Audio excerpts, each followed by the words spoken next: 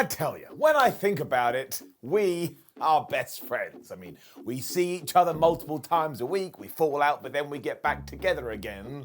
So the next time you're feeling like a sad panda, or you're feeling upset deep down in your tum-tum, know that old Simon is a good buddy of yours. There's a weird way to start ups and downs, but it's my show and I can do whatever the hell I want. But we did just have AEW Dynamite Winter is Coming.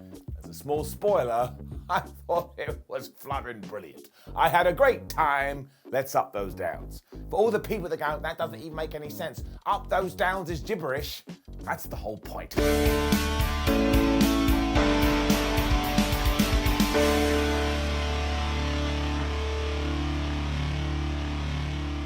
Death Triangle versus Elite Round 4 started off Dynamite this week, and I don't care what anybody says, unless you're my mother, then I care very much. These 6 are terrific professional wrestlers. Even if you don't like their stars, surely you can appreciate it on some level, because they just changed up everything here. Not only did Nick Jackson get injured, which tied directly into the story, but by the end of it, the Elite were going, you know what, when we get to the next match, we want to make it no disqualification. And they didn't just do this for lols, everything made sense. Nick and Penta also started this thing at 100 miles per hour before everybody went after Pac's broken face. And I audibly looked at my TV and said, well, that's not very nice. He needs his face. That led to the triple dive, because of course it is 2022 wrestling, when Nikki did land on his ankle, and all of a sudden he seemed to be favoring it. He and Kenny continued to whoop Pac's ass as the doctor attended to Nick Jackson. But how the medical team were able to focus anything, I do not know. Because Phoenix was tightrope walking the ropes, Pac hit a German suplex, Vois de Casa, whereas Penta was just hitting a bunch of sling bait. So it's no wonder the doctors went, listen, Nick, you have to come to the back, otherwise we're going to keep looking at the wrestling. It did allow the Lucha Brothers to smash Matt Jackson for a little while until he came back with this awesome double Northern Light suplex. Then he made the hot tag to Kenny Omega, and this was hilarious because the reaction to this. It was like everybody had just become best friends with Santa and they couldn't believe it, and he hit the You Can't Escape, he was hitting a bunch of Snapdragons, and he was going to go for the Terminator dive before Pac tripped him and hit a slingboard cutter. I mean, seriously, a slingshot cutter? I don't know what a slingboard is, but I was just so damn excited. Somehow Kenny was able to come back with a brainbuster when on the outside, Penta hit the Fear Factor onto Matt Jackson, and Matty Boy went right into the ring apron. In the ring apron, huh? I do believe... Hang on. Do you know what the funniest thing about Europe is? What? The little differences. They got the same ship that we got over here. It's just a little bit different. Example. Well, do you know what they call the hardest part of the ring in Paris? They don't call it the ring post? No. They know it's hard, but they don't know what the flub a ring post is. So what do they think is harder? The ring apron. The ring apron? Well, what do they think about the barricade? Well, the barricade is the barricade, but they call it Barry Barricade. Barry Barricade. Well, what about the ring steps? I don't know. I went to an indie show. They couldn't afford ring steps. Okay, inside of baseball quickly. From now on, you are going to get one hardest part of the ring skit a week, and you're going to have to watch all the ups and downs to figure out which episode it's in. I know, that's annoying, but it's called marketing. Also, I've done a lot of these, and I think we need to calm them down just a little bit. This then went off because everybody hit their moves, but clearly somebody had told Nick Jackson in the back, your teams are in trouble, because he then limped back to the ring, and somebody must have given him a med pack or something, because he got in the squared circle, and he started to kick everybody's ass. I mean, he hit these lariats, this amazing mid-air cutter, and just as he was about to finish everybody off, you already know what the Death Triangle did, because they are the Triangle of Death. They got that damn hammer, and they smacked him right in his injured leg. So down he went. Phoenix is absolutely guilty too, because he applied the knee bar as everybody stopped Matt Jackson and Omega getting back in there. And of course, Nick Jackson had no choice. His leg probably felt like it was going to come off. He had to tap out. And now the Triangle is up 3-1. Like sports. Omega was rightfully pissed off about this, so got on the microphone and said, look, I'm not meant to speak, but I don't want to do this anymore. So how about when we get to the next one, it's a no disqualification match, and then all weapons are go. So this absolutely rocked, and yes, it was a distraction, so bring it down and mark it up by 1, but I don't care because it just served this so well. As we found out later too, all the rest of the matches are going to have crazy stipulations as well. So I love all of this. It's just good old-fashioned wrestling that makes me feel warm and fuzzy in my tum-tum, and I'm giving it up. And then amazingly, we don't get this very often, there was a sign in the crowd that said, Simon, give this a down. So as ever, you are all heroes and you make me feel good inside, and I still can't believe people keep doing this, but please do keep doing it, because like I say, it puts a smile on my face. But also, you are my boss. So we take the finger of power and we point it at the down box. Kapow! There you go, it's a down. I already know the crazies are gonna lose their damn minds. For goodness sake, look at me right now. I'm an absolute buffoon. None of this should be taken seriously. Quick promo with MJF after this, as he did build up this week's main event by saying, "Good work, Ricky Starks. Last week you finally made yourself a star." But don't forget, on the very first episode of Dynamite, I already was one. He finished off by saying that he was going to turn the pebble into dust, and I was like, wait a minute, turning a pebble into dust would be really hard work. Like, it's still a stone, it still has a hard surface. You would absolutely, definitely need some sort of machine. I did like this though, and I'm not sure whether something different happened here, but it was more slow paced, and it kind of felt like AEW was going out of their way to make sure you knew this last match was going to be a big deal. So I say more of this, it worked. And then the Acclaim got screwed.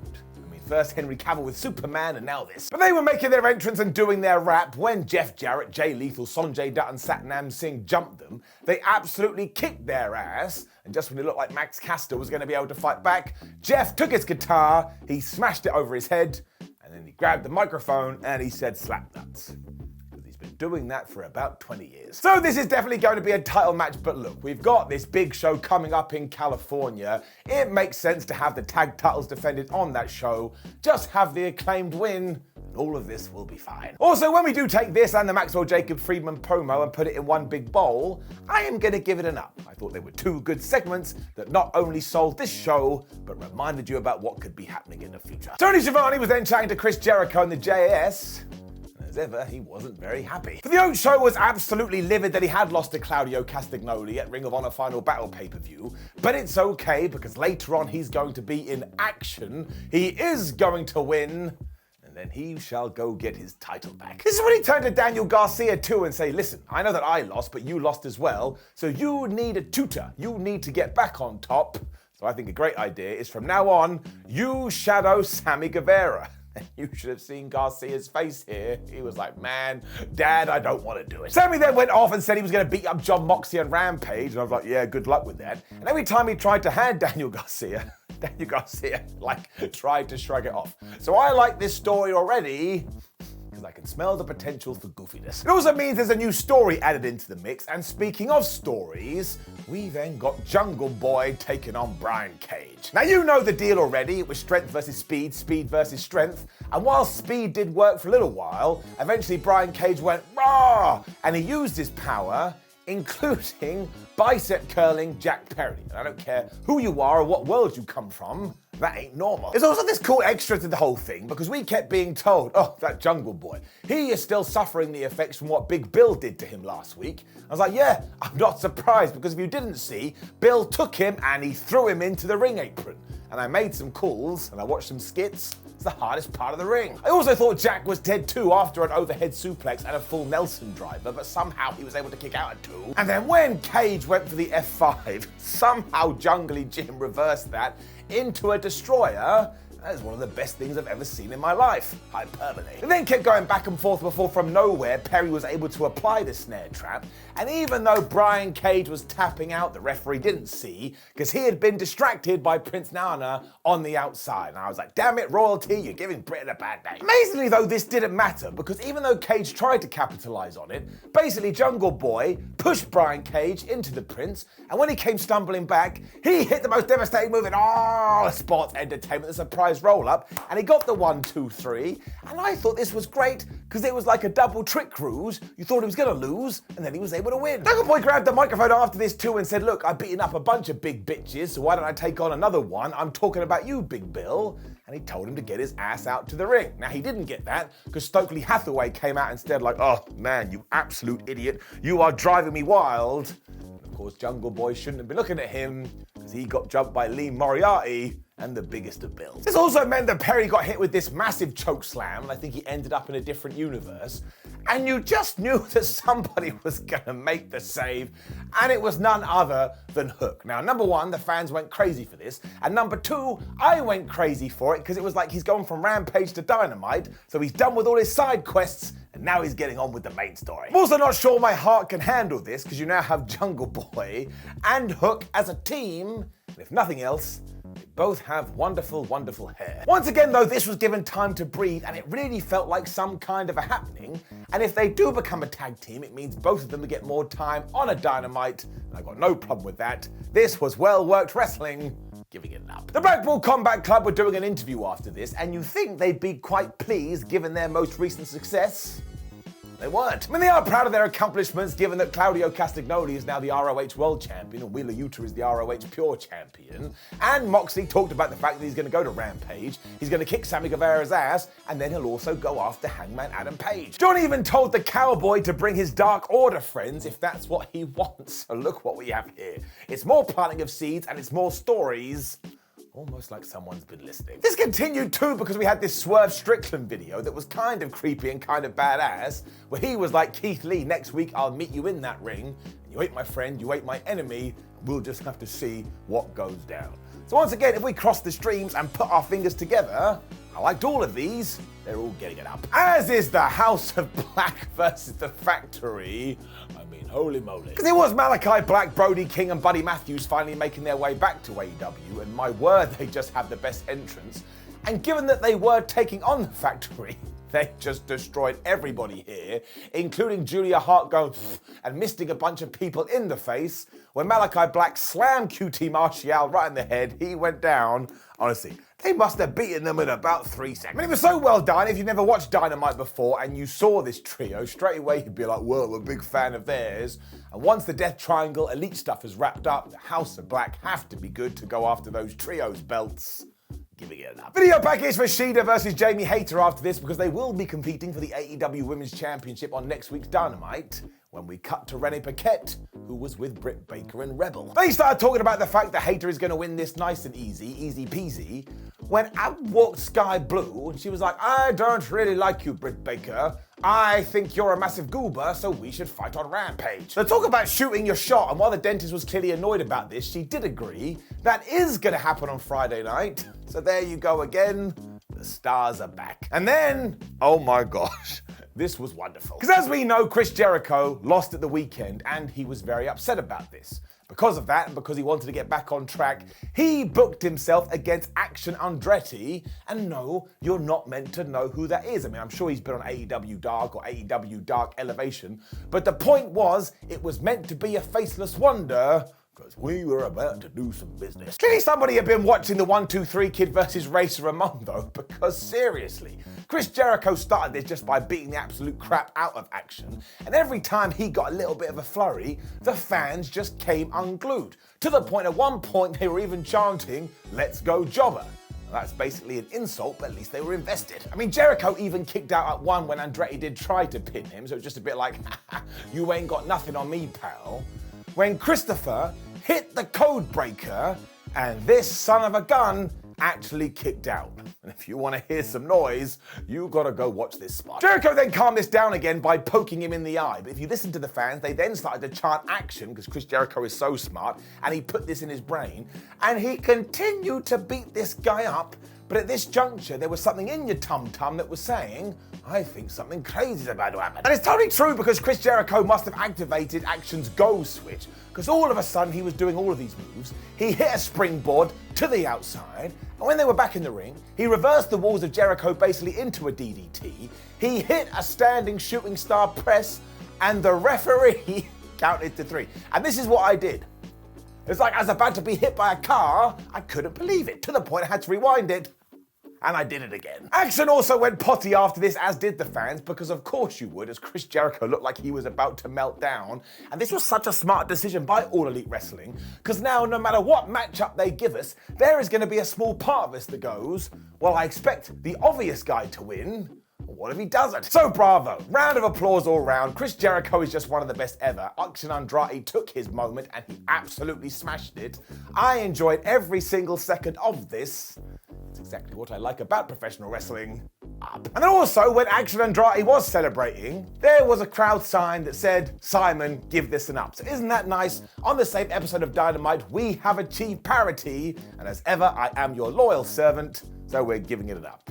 It's probably best I did see that because once again, the crazy people, look, there's balance, we brought balance to the Force, go Jedi. Ricky Starks then got his retaliation promo and this dude is just on fire right now because once again he made you care by saying, I'm going to become the AEW World Champion. When we also went to FTR, who were also like, man, we don't want to fight the Gun Club, they're a couple of idiots. However, they have pissed us off, so now we must kill him. We also saw Jericho losing his mind after this, and I swear as he was smashing up the backstage area, he started to say, oh no, which of course is a reference to his Ocho character. So what a flipping 2022 he has had. So once again, when we take these 3 segments and we put them into a ball, let's get it up. And it was revenge time next, because it was Ruby Soho taking on Melo after Ty had broken Ruby's nose a few months ago. They really laid their stuff in during this as well, because they were kicking the shit out of each other, which was in stark contrast to the beginning of the thing, when Ty came out with Sammy Guevara, and they just kissed for around about 32,761 years. Can't lie, it was pretty awkward. A massive brawl broke out too because they're not friends, with Melo throwing Ruby into Barry Barricade and Simba the Steel Steps because she's a smart wrestler and she understands her ring friends. Melo thought this was going to help though, but it didn't because Ruby smashed her with a bunch of suplexes instead when somehow they fought back to the outside. This must have been Melo's plan though because she DDT'd Soho into the rampway to try and break her nose again. And when she saw Ruby Soho side in the crowd, she grabbed it and she ripped it up. That did make me chuckle, because somebody would have put a lot of work into that. Now it's dead. We then continued to go after the nose, because there was just some crazy smacks towards it, including this pump kick. And she even picked Soho up, and she gave her the Gotch pile driver. Quite clearly though, we were trying to make sure that Ruby did come across like a damn hero, because she fought back from this. She then smashed Melo in the skull so hard, I thought she was about to star in Face Off 2, when, ironically, from nowhere, she hit the destination nowhere, and she got the 1, 2, 3. Of course, Anna JAS ran in after this and laid her out with the gory bomb, but this just means we've set up another program and now Ruby Soho can go and find a tag team partner of her own. But seriously, this absolutely went above and beyond my expectations and was just another piece of goodness on a damn good Dynamite. We then carried on this Hangman Adam Page concussion issue too, because we zoomed to the back when he was there with a trainer and Evil Uno, and as Alex Marvez interviewed him, he gave us a very sad update. Because he was talking about after he had been knocked out by Jon Moxley and was being taken to a local medical facility, when people were trying to make sure he knew where he was. And while he could remember most things, when they asked him what his son's name was, he couldn't recall it. So there you go. You have all the motivation in the world why the cowboy would want to get back against Jon Moxley. And he also dropped a great line here, which was something like, oh, Moxley, you want me to go to hell? Well, I'm gonna drag you with me. And I was like, you get it. This was also the perfect balance between, yeah, cowboy, you've got to smash it up, but also, please, I'm a little bit worried about your brain, so would you protect it? And this Adam Page, man, he's just got something about it. We also got told that it's going to be the best friends Danhausen and Dustin Rhodes taking on Kip Sabian, Trent Seven and the Butcher the Blade come Rampage 2. And I'm very excited about that match because it's absolutely going to have nonsense in it. So once again, take the 2 segments, wrap it up with a bow, give it up. It was around about this time we did get it confirmed all the stipulations for the rest of the Best of 7 series. When it was time for our main event, there wasn't a trumpet player on the show, MJF versus Ricky Starks for that damn world title. And wasn't this just nice because it was a couple of All Elite Wrestling homegrown stars proving that they deserved to be in the main event, proving that they could both be AEW World Champions. I loved all of it. MJF was mocking Starks to begin with, so Ricky just tackled him down with a tackle. Obviously, it's the stupidest thing I've ever said. And because it surprised Max, he went into the crowd where he was just throwing popcorn around and things because he was so mad. When he did get back in the ring, he was able to take control by poking Ricky Starks right in the eye. And this is when he was like, oh yeah, you've got bad ribs, Mr. Starks, so I'm gonna work them over. So that was a nice little extra because of course Ricky was wearing that tape for ages. He also went to town on the midsection, including the terrifying abdominal stretch. And of course, anytime he could cut a corner, he cut a corner because he is a massive heel. And some bald idiot was all like, oh, I bet Maxwell Jacob Friedman gets cheered regardless. And whoever that guy was should probably be fired. Wait, it was me, I'll get my coat. Starks kept having these flurries of hope though, which was so damn good and kept you rooting for him. And at one point he was even going to go for the Rochambeau, but MJF got out of it, so from nowhere he hit this sit-out powerbomb. I mean, he only got a 2, but it was pretty damn good. They then traded the most devastating move in all of sports entertainment, with MJF holding the tights when he was doing it because he was an asshole, and then the false finishes after this. The absolute best is when Ricky was able to get a desperation spear, but because they were both down, when he went to make the cover, all of a sudden MJF went, "I don't think so," and he locked in the Salt of the Earth submission. This was pure agony, but of course Starks did make it to the ropes, because once again you wanted to believe. This is when it went absolutely nuts, because he was going to hit the Rochambeau on Maxwell Jacob Friedman. He got out of it, kind of hid behind the referee. Obviously Ricky had to go, "Would you move over here? This is not helping at all." And as soon as the ref wasn't watching, bam! MJF hit him right in the penis. Down Ricky Starks went. It also meant that Friedman was able to hit the most devastating move in all of sports entertainment, or basically rolling up to get the win. And it actually made me go, man, he is such a wonderful piece of shib.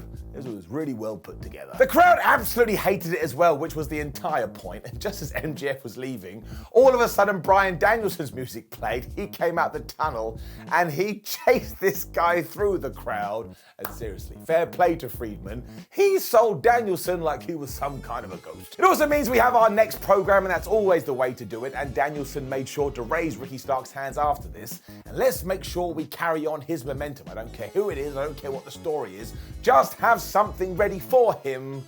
That dude is gonna smash it. All of this was great though. I thought it was a really engaging main event, and it's just so nice seeing homegrown stars in this position.